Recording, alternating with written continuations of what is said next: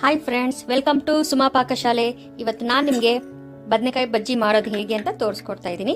ನೋಡಿ, ಒಂದು 5ರಿಂದ 6 ಬದನೆಕಾಯಿ ತೊಗೊಂಡಿದ್ದೀನಿ, ಒಂದು 2 ಟೊಮೆಟೊ, ಮತ್ತು ಒಂದು 4 ಮೆಣಸಿನ್ಕಾಯಿ, ಮತ್ತು ಒಂದು 4ರಿಂದ 5 ಬೆಳ್ಳುಳ್ಳಿ, ಆಮೇಲೆ ಒಂದು ಸ್ವಲ್ಪ ಬಟಾಣಿನ ಬೇಯಿಸಿಟ್ಕೊಂಡಿದ್ದೀನಿ. ಸೊ ಇದ್ರ ಬದಲು ನೀವು ಅವರೆಕಾಳು ಕೂಡ ಬೇಯಿಸಿಟ್ಕೋಬೋದು, ತುಂಬ ಚೆನ್ನಾಗಿರುತ್ತೆ. ಸೊ ಇದನ್ನು ನಾನು ಸ್ಟವ್ ಮೇಲೆ ಇಟ್ಕೊಂಡು ಫ್ರೈ ಮಾಡ್ಕೊಂಡಿದ್ದೀನಿ. ಈ ರೋಸ್ಟರ್ ಪ್ಯಾನ್ ಬರುತ್ತಲ್ಲ, ಸೊ ಇದ್ರ ಮೇಲೆ ಡೈರೆಕ್ಟಾಗಿ ಸ್ಟವ್ ಮೇಲೆ ಇಟ್ಕೊಂಡು ಈ ಥರ ಫ್ರೈ ಮಾಡಿ ಈ ತರ ಸುಟ್ಬಿಟ್ಟು ಈ ತರ ಇಟ್ಕೊಂಡಿದ್ದೀನಿ.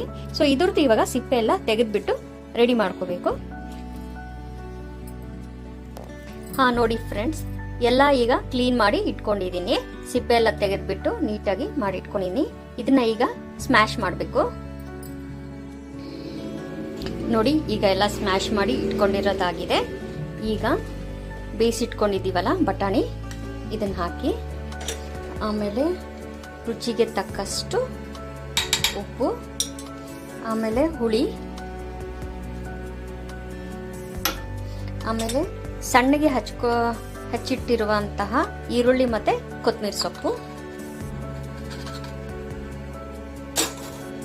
ಸೊ ಇದಿಷ್ಟು ಹಾಕ್ಬಿಟ್ಟು ಮಿಕ್ಸ್ ಮಾಡಿ.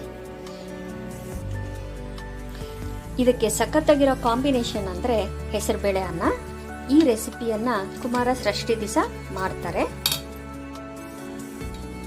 ಈಗ ಎಲ್ಲ ಮಿಕ್ಸ್ ಮಾಡಿರೋದಾಗಿದೆ. ಕೊನೆಯದಾಗಿ ಒಗ್ಗರಣೆ ಹಾಕೋಣ. ಇಂಗು, ಸಾಸಿವೆ, ಜೀರಿಗೆ, ಕರಿಬೇವು, ಒಣಮೆಣಸಿನಕಾಯಿ, ಉದ್ದಿನಬೇಳೆ ಇಷ್ಟನ್ನು ಹಾಕಿ ಒಗ್ಗರಣೆ ಮಾಡಿ ಮಿಕ್ಸ್ ಮಾಡಿ ಬದನೆಕಾಯಿ ಬಜ್ಜಿ ರೆಡಿಯಾಗಿದೆ. ಇಷ್ಟೊತ್ತು ನಾನು ಮಾಡಿರೋ ಅಡುಗೆಯನ್ನು ನೋಡಿದ್ದಕ್ಕೆ ಧನ್ಯವಾದಗಳು. ಹೊಸ ರೆಸಿಪಿಯೊಂದಿಗೆ ಮತ್ತೆ ನಿಮ್ಮನ್ನ ಭೇಟಿ ಆಗ್ತೀನಿ. ಅಲ್ಲಿವರೆಗೂ ಟೇಕ್ ಕೇರ್.